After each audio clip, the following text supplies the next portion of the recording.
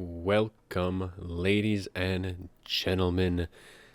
Heinrich Kemmler has stumbled into the Badlands and is facing off against the Greenskins today.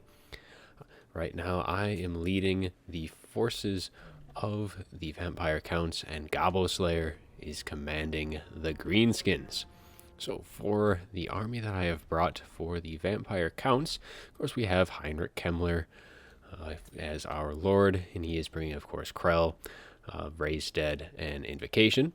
We have a Mortis engine, a Vargulf. We have double Banshee, very good against kind of the large entities that you might be seeing against the Greenskins. We have a couple Crypt Pores for their mass and poison. We have a nice bit of Graveguard action here, one of which being the Sternsman, and then we just have a front line of 3 zombies, and for mobility we have 2 units of Direwolves and 1 unit of Blood Knights. So that is it for the Vampire Counts army. We'll take a look at what Gobbo Slayer has brought for the Greenskins.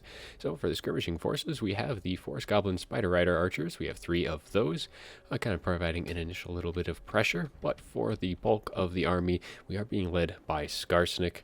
We are going to have the... let's take a quick look at his kit so I can give you a good rundown on everything that Gobbo Slayer has brought. So we have Get Back Here, which gives a nice leadership buff.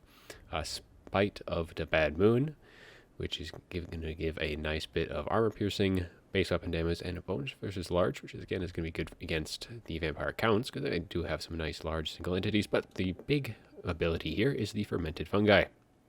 So this is going to give a nice rampage. It's going to be very useful against stuff like the the Blood Knights, and then any other large mobile pieces that you want to kind of get locked down. And then we have Skarsnik's Prodder, which is just powerful explosion, shoot shrapnel, all that good stuff. So that is the loadout for them. And then we of course have the Giant River Troll Hag with Spirit Leech and Fate of Buna, as well as some nice looks like we have Blast and the Rock Drop scroll as well. Take a quick look. So yeah, we have the Assault of Stone, which is the Rock Drop. We have Blast and Mither, which also is very good against locking down enemy cav. And for the rest of the Greenskin army, we have 2 giants, but the front line is going to be Savage Orcs all the way off into the sunset. And that is a very common thing you're going to see against the Vampire Counts. They do very well trading into especially Graveguard and stuff like that. We have Black Orcs, we have Night Goblins, and we just have some Goblin Wolf Riders. So that will wrap things up there, and let's get things moving as the initial skirmishing is already underway. Right now the Forest Goblin Spider Riders are just going to be able to try and fire in, just trying to push them back as much as they can so they don't get a bunch of free shots in.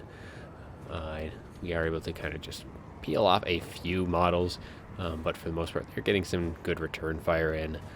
The Blood Knights, they do have their nice missile resist when they are facing forward, so I do try and use the Blood Knights to just kind of screen out these skirmishers, keep the rest of the army able to move up unabated.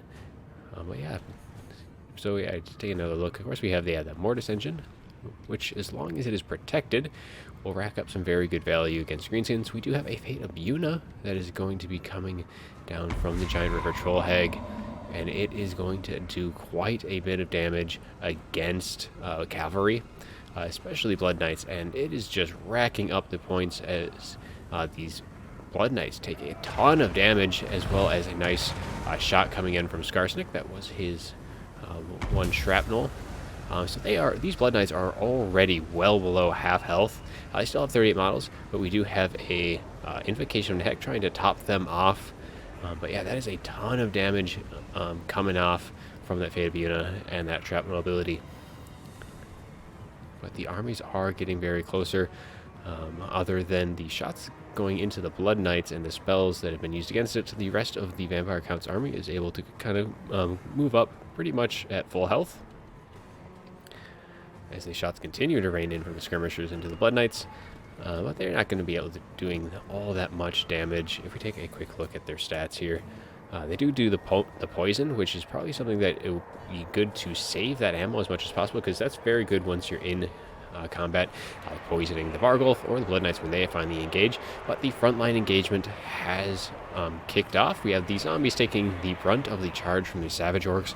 We do have the Black Orcs starting to come in as well, but the Mortis Engine looking to break that center formation as the Blood Knights get a nice charge through their own zombies into the Savage Orcs. But we do have the Rock Drop coming in as well, and we have a Summon trying to pin in as much of the units as we can.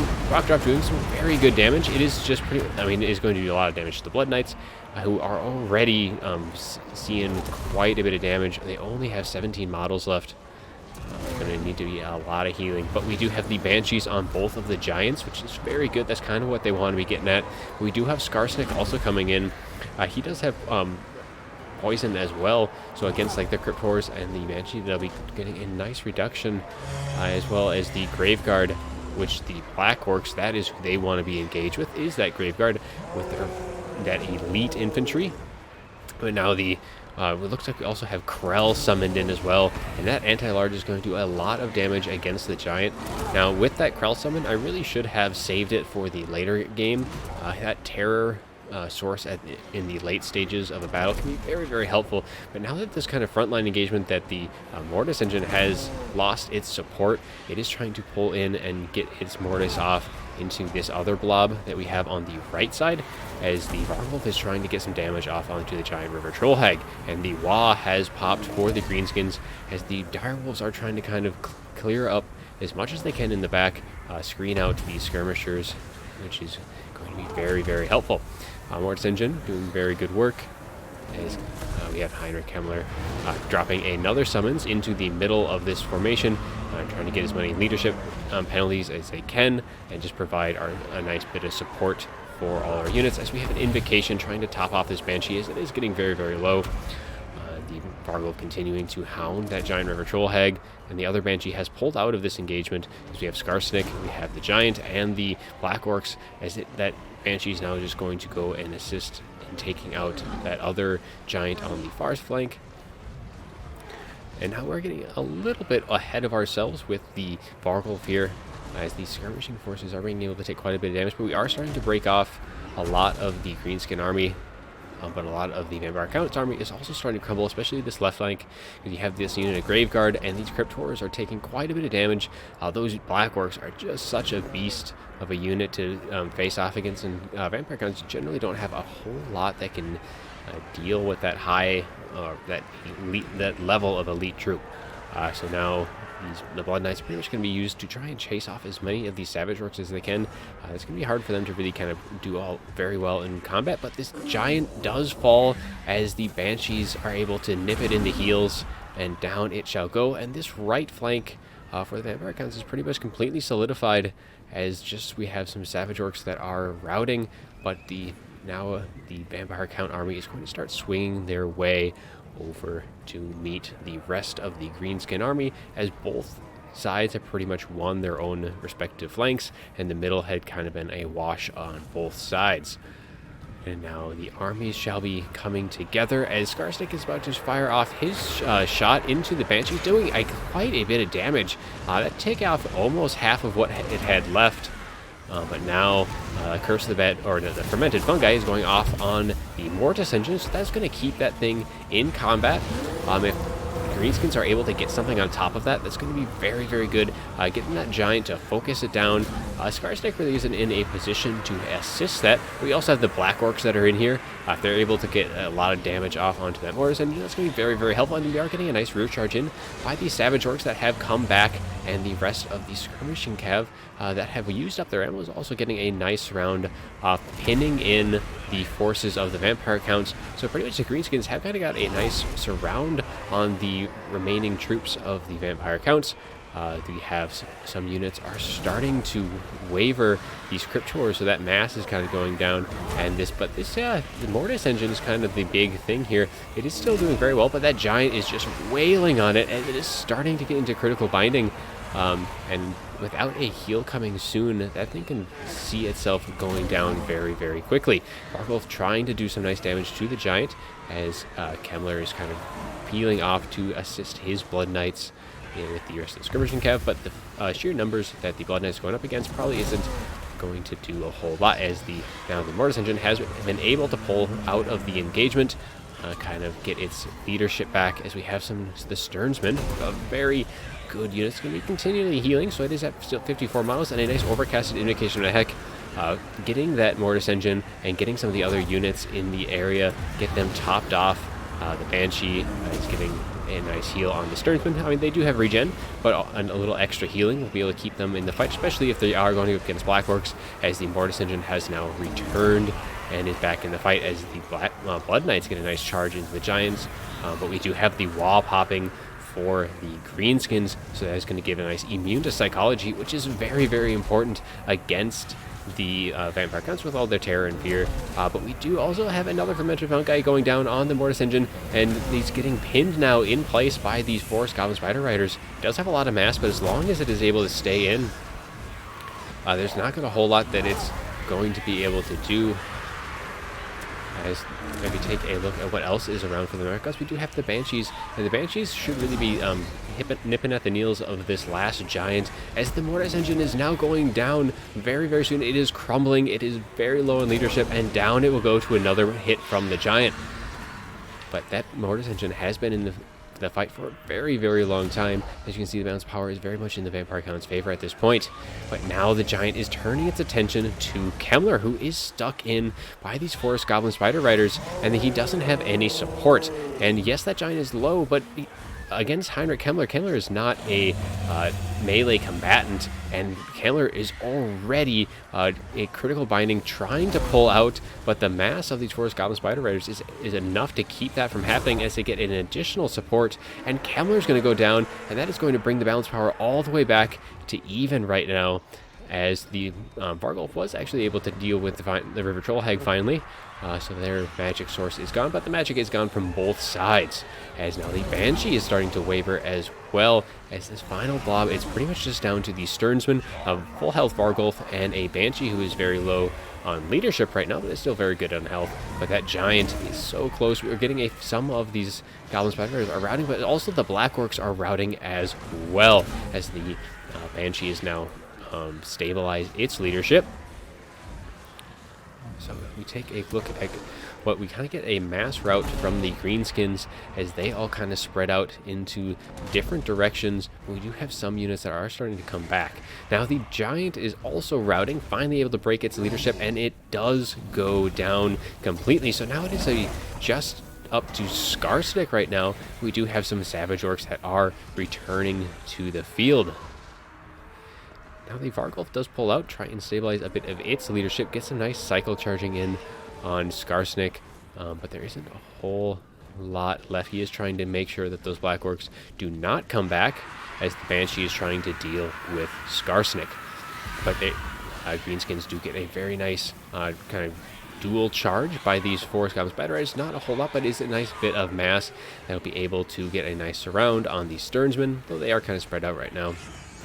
But these Savage Orcs, that's going to be kind of a big hit for the Sternsmen if they're able to get a nice engagement.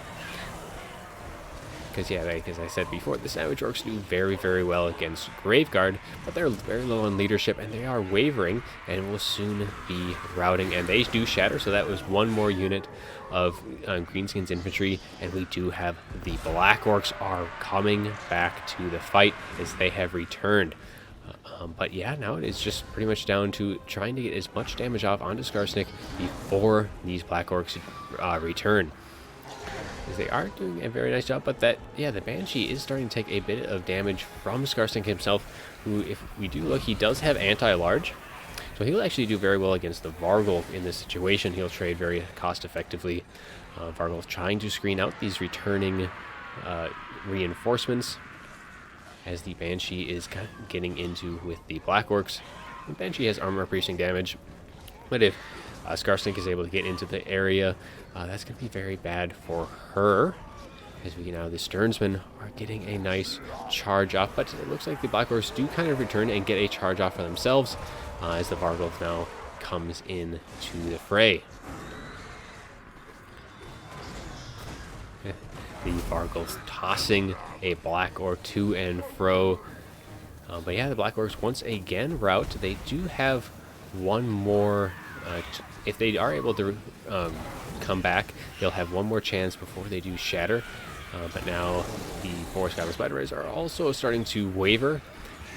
The Banshee is crumbling, though, as is the Vargulf. So yeah, both of those are on pretty much on a timer right now, as Skarsnik is trying to kind of make sure that it doesn't come back at all. And if we take a look at the other game, the Banshee trying to do as much as it can before that crumbling finally finishes it off. And we take a look at its health, it's at 376, 365.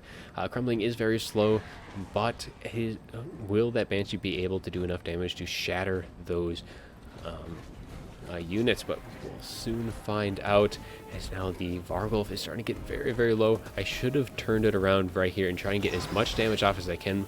I was trying to get his leadership to stabilize, but the leadership just wasn't going to have it this late in the game, being so exhausted that it is, and it does finally go into the ground. So it is just Skarsnik against the Stearnsman, as the Blackworks do shatter, but the Banshee goes down. So it is now just down to Skarsnik and the Stearnsman. So Skarsnik is not immune to psychology, so he will have the penalties from the Stearnsman inflicted upon him with that fear. The Stearnsmen do have their regen, and we will see just if Skarsnik is able to break the back of these vampire counts, or will the vampire counts put the final nail into the proverbial coffin against Skarsnik. So now he's pretty much just down to this final engagement, and Skarsnik does succumb to leadership, and he routs, and the vampire counts do take the match. So yeah, if we take a look at the final breakdown, yeah, you can see, of course, I mean, the Savage Orcs doing very well, except for a few units. The Black Orcs doing very well, and most of that engagement with the Black Orcs was against this Graveguard unit from my vampire counts. But yeah, the Mortis engine, I think it was just allowed to just stay in combat for so long. It was able to get 3 chevrons and rack up 139 kills. So it definitely paid for itself.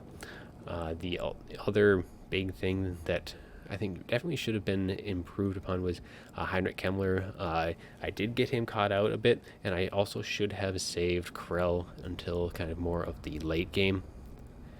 Because you can see this, the other giant, this is the one that lasted the whole game, getting 3 chevrons himself, just wailing on the Mortis engine and finishing off Heinrich Kemmler himself very quickly.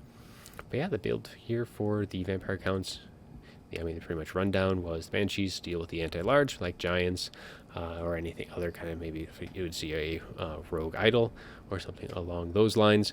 But yeah, the Greenskins, that Savage Orc line, very well, does very, very well against vampire counts line, so you really have to rely on like the Cryptors, Vargulf, and especially the Mortis engine if you're going to go that route. Otherwise, you're going to want to go for maybe a bit more mobility and kind of pick apart this Greenskin army. But it's a very, very fun match, back and forth. Went from into my favor, back into Gobbo Slayers, and then finally was able to pull it back. That was a very, very fun match. And as always, I hope you all enjoyed the video, and have a good one.